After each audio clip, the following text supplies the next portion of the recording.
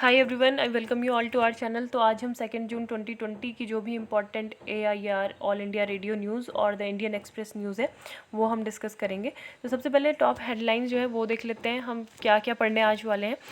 तो MSME sectors के लिए और फार्मर्स के लिए जो कैबिनेट ने इकोनॉमिक पैकेज अप्रूव किया था उसके बारे में देखेंगे। रेमडेसिविर जो एंटीवायरल ड्रग है वो हम देखेंगे। फिर जो खरीफ क्रॉप्स के लिए सरकार ने मतलब जो MSP प्राइस जो है बढ़ाया है, ठीक है, मिनिमम सपोर्ट प्राइस। तो उसके अंतर्गत में आपको जो cabinet committee of economic affairs होता है या फिर जो CA CP होता है वो सारे भी डिटेल में हम पढ़ेंगे क्या क्या है। और अब बाकी के जो इम्पोर्टेंट न्यूज़ है ये है, सीवियर साइक्लोन जो है गुजरात जो वेस्टर्न कोस्ट है तो वहाँ पे आने वाला है ना। तो उसका नाम क्या होगा? निसर्ग। ओके, अभी क्या था? एम्फन था, उसके बाद ये आएगा। एम्फन ईस्टर्न कोस्ट में था और ये वाला वेस्टर्न कोस्ट में आएगा। How big is the cyclonic threat in west coast, तो थोड़ा ये देखेंगे। मूडीज़ ने हमारी जो इंडिया की रेटिंग है वो डाउनग्रेड की है। अनलॉक विद केयर में जो भी मतलब ये लॉकडाउन अनलॉक 1 ये सब चल रहा है तो रीओपनिंग को लेके है। एंड अमेरिकन ट्रेजेडी में रेशियल डिस्क्रिमिनेशन को लेके ये पूरा आर्टिकल है। फार आउट जो है with a private launch vehicle taking astronaut, जो ISS जो इंटरनेशनल स्पेस स्टेशन है तो वहाँ पे जो एस्ट्रोनॉट्स को ले गए हैं स्पेसएक्स के थ्रू, तो ये सब भी इसमें बताया। मैन ऑफ द फ्यूचर में बेजान दारूवाला के बारे में बताया। एस्ट्रोलॉजर थे, काफ़ी कुछ प्रिडिक्ट इन्होंने किया था तो ये भी हम देखेंगे। फिर ये है आपको थाउजेंड्स हेल्थ कर्फ्यूज इन nearly 40 cities across US Manhattan after rallies, ठीक है। तो ये प्रोटेस्ट के बारे में देखेंगे। इससे पहले जो इम्पोर्टेंट जो एडिशनल जो न्यूज़ है, जैसे अभी क्या मतलब उनके लिए किया हुआ है स्ट्रीट वेंडर्स के लिए, तो वो भी हम देख लेंगे, ठीक है। तो सबसे पहले गवर्नमेंट इंक्रीजेज MSP फॉर 14, अभी वो डिटेल में जानेंगे। Cabinet decision will usher positive changes in lifes of farmers, labourers and workers. And government unveils PM Svanidhi, ठीक है। तो समनिधि स्कीम है, ये क्या प्रोवाइड करेगी? स्ट्रीट वेंडर्स को अफोर्डेबल लोन्स, ठीक है। तो अफोर्डेबल लोन्स प्रोवाइड करेगी और इसका नाम आप देख लो, PM प्रधानमंत्री, S for street, V for vendors, A for Atmanirbhar and Nidhi. Okay, तो ये है a special micro credit facility scheme for providing affordable loan to street vendors. The scheme is aimed at enabling the street vendors to resume their livelihood that have been adversely affected, ठीक है। तो जिन लोगों के भी मतलब जीवन यापन जो है कोविड-19 और लॉकडाउन की वजह से अफेक्टेड हुआ है तो उनके लिए काफ़ी ज़्यादा हेल्पफुल होगी। तो ये अभी जो अर्बन अफेयर्स मिनिस्टर हैं तो उन्होंने लॉन्च की थी रिसेंट में। और दिस स्कीम टारगेट ये क्या करेगी, जो भी मतलब 24 मार्च, ठीक है, 24 मार्च 2020 तक या फिर इससे पहले जो वेंडिंग करने वाले 50 लाख स्ट्रीट वेंडर्स को 10,000 रुपये तक का कर्ज ये ले सकते हैं, ठीक है। तो ये है इसमें। और सारे मतलब जो बेनिफिशरीज होंगे under the urban livelihoods programme for the first time, ठीक है। तो ये है इसमें पेरी अर्बन और रूरल एरियाज़, ठीक है, इनको सबसे मतलब अभी पहली बार ही इनको ऐड किया गया। PM launches technology based solution champions, ठीक है। तो champions to provide one stop solution to MSMEs। तो ये MSMEs के लिए आपको ये देखना है। The platform champions which stands for, champions क्या है? C फॉर क्रिएशन, चैम्पियंस, ठीक है, creation, H for harmonious, A for application of modern processes for increasing the output, ठीक है। तो ये एंड नेशनल स्ट्रेंथ, तो ये इसकी फुल फॉर्म हो गई। Creation and harmonious application of modern processes for increasing the output and national strength. तो ये क्या प्रोवाइड करेगा? वन स्टॉप सोल्यूशन है ये टू ऑल MSMEs, ठीक है। माइक्रो स्मॉल मीडियम एंटरप्राइजेस के लिए वन स्टॉप सोल्यूशन, एक तरह से ग्रीवेंस रिड्रेसल यहाँ पे सेक्टर का होगा, जो भी रॉ मटेरियल से रिलेटेड, फाइनेंस से रिलेटेड, ठीक है, जो भी परमिशन लेनी पड़ेगी others will be addressed on this platform. और ये साथ में जो भी बिजनेसेस हैं उनके होराइजन को एक्सपेंड करने में मतलब काफ़ी ज़्यादा लाभ ये देगा। Bigger revenues to them, it will boost potential enterprises with the help of latest communication tools including telephone, internet, video conferencing. And ये AI इनेबल्ड सिस्टम होगा, ठीक है। Artificial intelligence, data analytics and machine learning for providing quick solution to the participation of members. कोविड-19 का जो recovery rate है 48.19% हो गया है। Depression over Arabian sea to convert into cyclonic storm in next 24 hours. And IMD का ऐसा कहना है। Music composer Wajid Khan of Sajid Wajid fame dies due to कोविड-19। और 42 साल के ये थे, कंपोजर थे, एंड ये सफ़र कर रहे थे किडनी अलाइनमेंट से भी, ठीक है। Had undergone a kidney transplant a few month ago. तो ये है 42 साल के थे। नेक्स्ट देख लेते हैं न्यूज़, ये हो गई है। Most watched antiviral remdesivir clear for use in severe Covid cases. ठीक है, तो जो इंडिया की टॉप ड्रग रेगुलेटरी बॉडी है, तो इन्होंने बोला है कि एंटीवायरल मेडिकेशन रेमडेसिविर का जो है मतलब काफ़ी ज़्यादा, अभी हमने बोला था ना कि इसके साइड इफ़ेक्ट ज़्यादा होते हैं तो हम इसका यूज़ नहीं करेंगे यहाँ पे, लेकिन अभी अप्रूव्ड हो गया है। And adults and children hospitalised with severe disease, तो ये यूज़ करने के लिए इसको बोला है। And remdesivir one of the most closely watched drugs in the global clinical trials to find a cure of कोविड-19। ठीक है, तो ये है। और ये किसने अप्रूव किया था इसको? Drugs control general of India ने अप्रूव किया है, और for administration as part of maximum 5-day regiment. ठीक है, और इसके बारे में थोड़ा देख लेते हैं कि जो ड्रग है इसको मैन्युफैक्चर किसने किया है। तो ये मुंबई बेस्ड किल Clinera global services from the manufacturing sites of Gilead. ठीक है, और यहाँ पे मैं बता देती हूँ आपको इसके बारे में ही पूरा। तो ये US food and drug administration जो एफडीए है यूएसए का, इन्होंने इमरजेंसी अप्रूवल दिया था to use drug remdesivir critical कोविड-19 पेशेंट। ठीक है, अब ये रेमडेसिविर है क्या? ये मैन्युफैक्चर्ड की गई थी 2014 में जब इबोला का स्प्रेड हुआ था। ठीक है, इबोला आउटब्रेक जब हुआ था तब ये जो यूएस बेस्ड बायोटेक्नोलॉजी फर्म है जिलार्ड साइंसेस, तो इन्होंने ये अप्रूवल दिया था। It has been use to treat MERS. ठीक है, मर्स था उस टाइम पे, सर्स था, both cause by members of the corona virus family. ठीक है, तो कोरोना वायरस अभी ऐसे न्यू नहीं है, मतलब ये पहले से भी था, अभी ये क्या है, म्यूटेट हो चुका है, मतलब ये ना। Current research is looking at whether the drugs antiviral properties work. तो वही है कि अभी मतलब यही रिसर्च होगी कि ये कोविड-19 जो डिजीज़ है उसको रोक सकता है या नहीं। और इसमें मतलब जो प्रोटीन है उसका एंजाइम का मतलब मेन रोल है। एंजाइम को क्या बोलते हैं? RDRP, है ना। तो RDRP क्या करता है? Copies by processing components of the RNA of the virus, और मेन इस वाली प्रोसेस को क्या बोलते हैं? पॉलीमराइज और रेप्लिकेस। ठीक है, और RDRP is the enzyme that is targeted by the remdesivir. तो ये इन्फॉर्मेशन जाननी थी, RDRP एक एंजाइम है। ठीक है, यही मतलब टारगेट किया जाता है इसमें। और बाकी यही है कि regulator central drugs standard control organisation is learn to have decided against extending the use of the drug to 10 days। ठीक है, और रेमडेसिविर जो है ये इसका केवल hospital and institutional settings and will have to be administered only. तो ये है मतलब जो भी रिटन इन्फॉर्म कंसेंट होगा उसके बाद ही ये यूज़ की जा सकती है, ऐसे इसको अप्रूवल नहीं दिया जाएगा। AIIMS nurses union launches protest over state of affairs. ठीक है, तो वहाँ पे मतलब जो भी नर्सेज हैं उन्होंने ये स्टेट ऑफ अफेयर्स काफ़ी ज़्यादा प्रोटेस्ट किया। एक्सट्रीमली डिस्टर्ब्ड एंड डिसमेड है वो, क्योंकि उनको लगातार काम करना पड़ रहा है ना, तो उससे मतलब बहुत सारे मतलब जो उनका फंडामेंटल राइट्स है तो वो भी क्या है, वो भी उसका भी वायलेशन हो रहा है। मतलब उनको अब जो जिन नर्सेज को मतलब जो मेंस्ट्रुअल साइकिल होती है तो उसमें भी मतलब वो काम कर रही हैं, जबकि उनको मतलब रेस्ट करना चाहिए था, तो इस वजह से वो काफ़ी ज़्यादा ही प्रॉब्लम में है। Virus fears depleted workforce markets open challenges remain. ठीक है, तो आप ये सारी चीज़ें देख के इसका स्क्रीनशॉट ले सकते हो कि क्या क्या चीज़ खुली है, क्या क्या चीज़ बंद है, गाइडलाइंस क्या क्या है।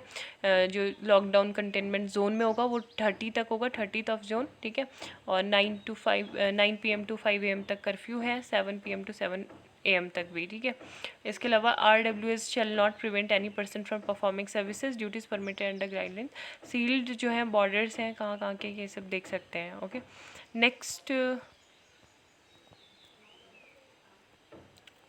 तो उत्तराखंड में भी मतलब कैबिनेट कलीग्स टेस्ट पॉजिटिव, और CM वगैरह जो सतपाल महाराज हैं टूरिज्म मिनिस्टर, तो उनकी पूरी फैमिली को कोरोना वायरस हुआ। इसके बाद से पूरी कैबिनेट होम क्वारंटीन हुई। ठीक है, और यहाँ पे मतलब ये साइकोलॉजिकल रिसर्च हुई है, जो ICMR के जो साइकोलॉजिस्ट हैं तो इन्होंने की थी holistic picture of the pandemic 3 socio psychological study. ठीक है, एक तो जो हेल्थ केयर वर्कर्स पे क्या क्या इम्पैक्ट पड़ रहे हैं, और जो पब्लिक के बीच में जो स्टिग्मा अटैच हो गया है इससे रिलेटेड, एंड साइकोलॉजिकल इफ़ेक्ट्स क्या क्या है लॉकडाउन के, तो ये सब चीज़ें हैं। ठीक है, तो ये मतलब और चीज़ों में भी ऐसा होना चाहिए कि जैसे अगर कोई कोविड-19 जो पेशेंट है वो अगर ठीक हो जाता है तो उसको मतलब एटलीस्ट वो कैसा परफॉर्म कर रहा है, उसकी हेल्थ कैसी है बाद में, वो सब भी ट्रैक होना चाहिए। No progress with military talks all eyes. तो मिलिट्री टॉक से मतलब हमें कोई सहायता नहीं मिल रही है, केवल डिप्लोमेटिक चैनल्स ही अब बचते हैं बीजिंग और दिल्ली के बीच में अगर बातचीत करनी है। और यहाँ पे आप देख सकते हो government raises MSP marginally for kharif marketing season, ठीक है। तो एमएसपी जो है बढ़ा दिया है। मिनिमम सपोर्ट प्राइस की अगर मैं बात करूँ तो सबसे पहले ये जो टर्म है ये कौन सी क्रॉप के लिए यूज़ हुआ था, वीट के लिए, गेहूं के लिए, ठीक है। जब आपको पता है ग्रीन रिवोल्यूशन हुआ था 1966 के अराउंड 67 में, तब ये मतलब यूज़ हुआ था, ठीक है। और ये क्या होता है कि जो कोई भी मतलब सोइंग सीज़न होता है तो सोइंग सीज़न से पहले गवर्नमेंट अनाउंस करती है कि यदि मतलब जो फार्मर्स हैं वो उनको जो फसलें हैं उसका रीज़नेबल प्राइस वो मार्केट में अगर नहीं बिकती हैं वो, तो at least they will be able to get the MSP. तो एटलीस्ट मतलब उनको एमएसपी तो मिलेगा ही। तो यू कैन से कि ये क्या है, इट इज़ एन अश्योर्ड और गारंटीड प्राइस, ठीक है। अश्योर्ड और गारंटीड प्राइस हो गया या फिर इंश्योर्ड प्राइस ये हो गया। और साथ में यहाँ पे खरीफ है तो खरीफ तो फसलें पता ही होनी चाहिए आपको क्या क्या होती हैं, है ना। अभी दिखा भी दूंगी वैसे अगर नहीं पता है तो। लेकिन ये इसको अप्रूव मतलब कौन करता है, पहले तो रिकमेंडेशन दी जाती है किसके द्वारा, तो यहाँ पे आपको दिख रहा होगा commission for agriculture cost and prices, ठीक है। Commission for agriculture cost and prices, तो इन्होंने ये रिकमेंड किया किसको, cabinet committee of economic affairs को, जिसको चेयर करते हैं वो आप मुझे बताना कौन करता है चेयर, ठीक है। चलो मैं ये बता देती हूँ, प्राइम मिनिस्टर चेयर करते हैं। तो इन्होंने किया है, तो जो भी मतलब पैडी है उसके लिए कितना होगा 1868, तो ये सारे कुछ प्राइसेस मतलब सेट किए गए हैं। और CACP मतलब क्या होता है, commission for agriculture cost and prices, तो ये खाली मतलब एक तरह से डिसेंट्रलाइज्ड एजेंसी है गवर्नमेंट की, ठीक है। CACP क्या है, डिसेंट्रलाइज एजेंसी है। इसकी स्थापना कब हुई थी, इस्टेब्लिशमेंट 1965 को हुई थी।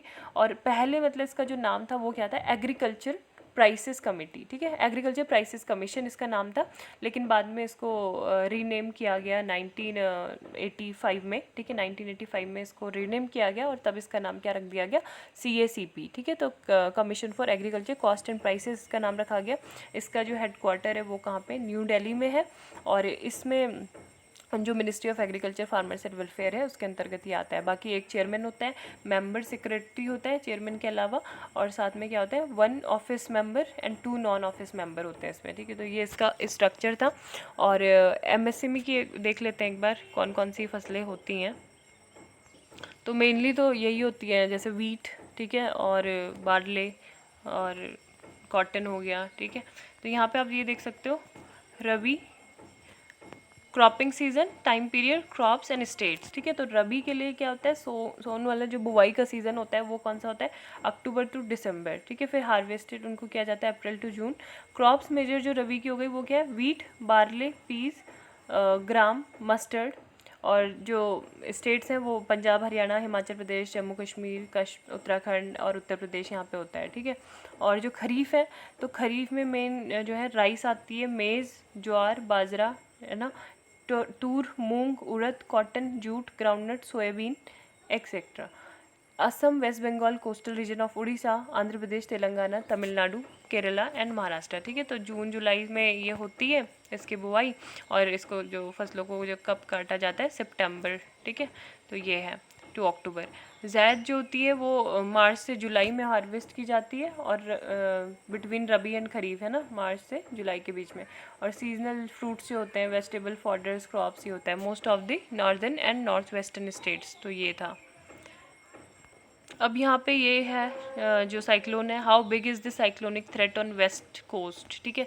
तो वेस्टर्न कोस्ट पे ये आएगा, ये आपको दिख रहा होगा, ये हमारा क्या था अभी, ईस्टर्न कोस्ट, ठीक है। ईस्टर्न कोस्ट पे आपका एम्फान आया था जो 6 कैटेगरी का साइक्लोन था, ठीक है। ये इसको बोला जा रहा है थोड़ा ये कम होगा, 4 बोला जा रहा है कैटेगरी का, है ना।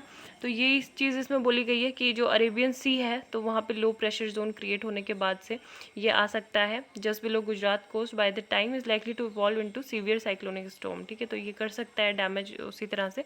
और वही सारी चीज़ें, Nisarga would be associated with wind speeds in the range 95 to 105 kilometre per hour. Amphan जो था ये इसको हमने सुपर साइक्लोन बोला गया था कैटेगरी 5 का, ठीक है। लेकिन it had weakened to category 4, उसके बाद थोड़ा थोड़ा करके कैटेगरी 4 में चला गया था। एक्सट्रीमली सीवियर साइक्लोनिक स्टॉर्म, ठीक है, जब मतलब लैंडफॉल हो गया था। Wind speeds were excess of 180 kph, ठीक है। अब ये बे ऑफ बंगाल में मतलब ये फॉर्म्ड हुआ साइक्लोन, नॉर्थ इंडियन ओशियंस जो है मतलब मोर फ्रिक्वेंटली वहाँ पे ये होते हैं, and stronger than those on the Arabian sea side, ठीक है। तो मतलब ये आपको पता है ना, ये बे ऑफ बंगाल से ये आया था जो एम्फन था, तो यहाँ पे यही चीज़ बोली गई है, अरेबियन सी के कंपैरिजन में यहाँ वाले जो होते हैं वो ज़्यादा मतलब हिट करते हैं, अफेक्टेड होते हैं। अरेबियन सी वाले जो होते हैं वो इतना ज़्यादा नहीं होते हैं हार्मफुल, ठीक है। तो यही सब चीज़ें इसमें बताई गई हैं, और बस। हाँ, और मतलब वो तो मैंने बताया था आपको, जो एम्फन था उसका नाम जो है बांग्लादेश ने दिया था, है ना, और इसका नाम जो है थाईलैंड ने दिया था एम्फन नाम, और निसाग्र जो दिया है बांग्लादेश ने दिया है। जो आगे आने वाला होगा गति, उसका नाम क्या करेगा, इंडिया मतलब देगा, है ना। यहाँ पे ये डिनोट भी किया गया, D for depression, D deep depression, C S cyclonic storm, और एस सी एस क्या हो गया, सीवियर साइक्लोनिक स्टॉर्म, ठीक है। तो ये है, और यहाँ आप देख सकते हो ये सारे जो रीजन है यहाँ पे ये हुआ है। और बाकी जो इसकी जो नेमिंग की जाती है इन वाले रीजन में, वो 8 कंट्रीज़ जो है, 8 लिस्ट वो रिलीज़ करती हैं। कौन कौन सी कंट्रीज़ होती हैं, Bangladesh, India, Maldives, Myanmar and Oman, Pakistan and Sri Lanka and Thailand, ठीक है। तो ये करती हैं, लिस्ट रिलीज़ करती है, उसके बाद ही ये नेमिंग होती है। और आईएमडी भी पता होना चाहिए, इंडियन मेट्रोलॉजिकल डिपार्टमेंट, इसकी स्थापना 1875 में हुई थी। ये मिनिस्ट्री ऑफ अर्थ साइंस के अंतर्गत आता है, और साथ में ये जितने भी वेदर फोरकास्टिंग और सिस्मिक जो एक्टिविटीज़ हैं, विंड स्पीड, उससे सारी जितने भी एक्टिविटीज़ हैं उनके बारे में ये प्रिडिक्शन करता है। अब जो why Moody's downgraded India's rating, what the implications may be, ठीक है। तो अब ये मतलब एक तरह से इंडिया में इन्वेस्टमेंट करना सही रहेगा या नहीं, तो काफ़ी सारे जो इन्वेस्टर्स होते हैं, तो ये चीज़ मतलब सबसे पहले वो रेटिंग एजेंसी की रेटिंग देखते हैं कि किस कंट्री को कितनी रेटिंग मिली है। तो इसी तरह से अभी Moody's investor services downgraded the government of India for foreign currency and local currency long term issuer rating BAA3 from BAA2, ठीक है। तो BAA3 हो गई है, और ये क्या हो गई, नेगेटिव ये हो गई है, ठीक है। अब ये मतलब मूडी जो है हिस्टोरिकली ये मोस्ट ऑप्टिमिस्टिक रहता था इंडिया के रिगार्डिंग, और बाकी के अलावा जो standard and poor, S&P and Fitch है, तो उनकी भी है। मतलब क्या रीज़न है इसके डाउनग्रेड होने के, तो 4 मेन रीज़न बताएं। एक तो ये था कि 2017 से ही मतलब जो इकोनॉमिक रिफॉर्म है उनका इम्प्लीमेंटेशन प्रॉपरली नहीं हो पाया, और इकोनॉमिक ग्रोथ जो है वो भी मतलब लो रही है, ठीक है। Significant deterioration of the fiscal policy position of government, central state के बीच में। दूसरा ये कि फाइनेंशियल सेक्टर में काफ़ी ज़्यादा स्ट्रेस था, तो ये इस वजह से ये हुई है ना। रेटिंग मैं अगर इसकी बात करूँ मूडी की, तो ऐसी ही होती हैं कि जैसे AAA होती है, ठीक है। AAA मतलब क्या हो गया कि हाईएस्ट क्वालिटी और लोवेस्ट क्रेडिट रिस्क, ठीक है। फिर AA हो गया, A एंड A, तो इसमें जैसे आपका हो गया high quality and low credit risk. फिर इसी तरह से A होती है, फिर BA होती है जिसमें मीडियम ग्रेड रहता है, मॉडरेट क्रेडिट रिस्क रहता है, ठीक है। फिर BA जो रहता है सब्सटेंशियल क्रेडिट रिस्क, फिर B रहता है, फिर लास्ट में इस तरह से आपका C आता है। ये क्या होता है, default with little prospect of recovery, ठीक है। प्रिंसिपल इंटरेस्ट सब चीज़ इसमें ऐसे इस तरह से ये रहता है। तो ये चीज़ है इसमें। The Indian unlock with care में यही चीज़ है कि अभी मतलब हम लॉकडाउन एग्जिट कर रहे हैं, सेंटर स्टेट्स इनको मतलब क्या करना चाहिए, पब्लिक कम्युनिकेशन करना चाहिए, और बिल्कुल मतलब अपना मैसेज सेफली और कॉशन के साथ इनको पब्लिक को देना चाहिए, ताकि कि कोई भी मतलब वहाँ पे गड़बड़ी ना हो, है ना, सर्विसेज रिज्यूम करने में। और यही सारी चीज़ें इसमें बोली गई हैं। अब दिल्ली में बहुत सारे केसेस बढ़ रहे हैं, 1000 केसेस एक दिन में हो रहे हैं, है ना। केसेस डेली फॉर 4 डेज बोला गया, लेकिन अभी एक दिन में आज 900 कुछ केसेस आए थे। Kerala has seen a fresh spurt of infection, Assam में हो रहे हैं। तो यही सारी कंसर्न कुछ हैं, तो यही चीज़ें बोली गई हैं। Centre and state government must work towards creating such an environment by constantly communicating and engaging with civil society. यहाँ पे है with private launch vehicle taking astronaut to ISS। तो जो यहाँ पे रॉस्कोसमॉस है ना, जो रशियन स्पेस एजेंसी है, तो उन्होंने कहा है कि मतलब एक हिस्टेरिया सा क्रिएट कर दिया है उन्होंने इस ड्रैगन सक्सेस को लेके, क्योंकि मतलब इतना तो है नहीं, ISS पे जाना मतलब ऐसा नहीं है कि उसी टाइप से आप मार्स पे भी चले जाओ, है ना। मार्स इज़ डिफरेंट थिंग, मतलब वहाँ पे आप ऐसे नहीं है। और ये क्या गए, आप अभी इंटरनेशनल स्पेस स्टेशन पे ही गए हो, ठीक है। तो ये चीज़ बोली गई है। SpaceX जो प्राइवेटली प्रोग्राम था has ended Moscow's monopoly on crew transport, ठीक है। तो अभी तक मतलब मोनोपोली थी रशिया की, जो अभी टूट गई है एक तरह से, US भी हो गया। Sorry. Man of the future, तो मैन ऑफ द फ्यूचर में बेजान दारूवाला के बारे में बताया गया है कि he was not a people pleaser yet he made astrology popular, ठीक है। तो 1998 में मतलब इन्होंने काफ़ी सारे जो प्रिडिक्शंस थे वो किए थे, क्या किए थे, जैसे संजय गांधी की मृत्यु होगी 1980 में, राजीव गांधी की 1991 में होगी, 2001 में गुजरात अर्थक्वेक आएगा। सचिन तेंदुलकर जो है बहुत अच्छे फॉर्म में होंगे 2000 में, terrible form of in the early 2000, ठीक है, terrible form sorry, but all through is career is annual horoscope books और weekly newspaper columns, Daruwalla champion the idea of India. तो मतलब इंडिया के बारे में उनका यही कहना था कि काफ़ी सही रहेगा, है ना, और यही चीज़ है बस। यहाँ पे जो आर्टिकल है एन अमेरिकन ट्रेजेडी, तो यहाँ पे मैं बेसिक जो कंटेक्स्ट है इसका वो बता देती हूँ आपको। यहाँ पे क्या हुआ था कि एक मतलब प्रोटेस्ट चल रहे हैं अभी पूरे मतलब थोड़ा थोड़ा करके यूएसए के जो पूरी सिटी है वहाँ वहाँ ये फैल गए। पहले मिनीसोटा में फैले थे, ठीक है, मिनीसोटा एक वहाँ का एक डिस्ट्रिक्ट है और मतलब एक प्रोविंस है, वहाँ पे मिनीपोलिस एक जगह है, सेंट पॉल, तो वहाँ पे काफ़ी सारे लोग जो है प्रोटेस्ट कर रहे हैं, ठीक है। तो ये प्रोटेस्ट क्यों हो रहे हैं, क्योंकि वहाँ पे एक व्यक्ति है जिसका नाम क्या है, जॉर्ज फ्लॉयड, ठीक है। तो जॉर्ज फ्लॉयड की वहाँ पे हत्या हो गई थी। क्यों हो गई थी, क्योंकि उन्होंने वो गए थे शॉप पे और अपने लिए मतलब सिगरेट वगैरह लेने के लिए गए थे, तो उन्होंने शॉपकीपर ने उन पर गलत एलिगेशन लगा दिए कि आपने हमें रुपए कम दिए हैं, ठीक है। $20 से ये सारा शुरुआत हुई और उसके बाद फिर उसने पुलिस को फ़ोन किया, पुलिस वालों ने क्या किया, मारा पीटा और ऐसे ऐसे करके फिर उनकी मौत हो गई, मतलब पुलिस कस्टडी में ही मौत हो गई, है ना। तो ये इस वजह से ये काफ़ी सारी चीज़ें हैं। ये मतलब क्या है, इंडो अफ्रीकन है, ठीक है, Indo African I am saying, ये क्या है, अफ्रीकन अमेरिकन थे, ठीक है, 46 साल के अफ्रीकन अमेरिकन थे। ऐसे बहुत सारे रहे हैं वहाँ पे। तो अमेरिका में मतलब आए दिन प्रोटेस्ट होते रहते हैं। तो जब ये मतलब इनकी डेथ हो रही थी, पुलिस वाले इनको छोड़ नहीं रहे थे, तो इनका एक ही जो ये बोल रहे थे, आई कांट ब्रेथ, है ना, आई कांट ब्रेथ। तो इससे पहले भी 2014 में सेम केस हुआ था एरिक गार्डर के साथ, तो उस टाइम पे भी मतलब तो यही है, मतलब बहुत ज़्यादा रेशियल डिस्क्रिमिनेशन वहाँ पे होता है अमेरिका में, जिसकी वजह से ये सारी चीज़ें होती हैं, है ना। The story of rule of law goes hand in hand with the deeply violent society. मतलब एक तरफ तो अमेरिका को बोला जाता है कि वो बहुत ज़्यादा liberty, equality, rule of law, democracy, capitalism है वहाँ पे, लेकिन साथ में अलग से अगर हम देखें तो रेस का जो है मतलब रेशियल डिस्क्रिमिनेशन वो बहुत ज़्यादा है ना, रेशियल इनइक्वलिटी। अब ये सब चीज़ें क्यों आती हैं, क्योंकि वहाँ पे इनकम इनइक्वलिटी है, मतलब इनकम इक्वलिटी नहीं है, तो इस वजह से भी ये सारी चीज़ें वहाँ पे आती हैं, है ना। तो यही है। नेक्स्ट ये सब वही है कि काफ़ी लार्ज स्केल पे वहाँ पे प्रोटेस्ट हो रहे हैं। तो आज के लिए बस इतना ही। उम्मीद है आपको लेक्चर पसंद आया होगा। प्लीज़ लाइक करें, शेयर करें, सब्सक्राइब करें। Thank you, have a nice day.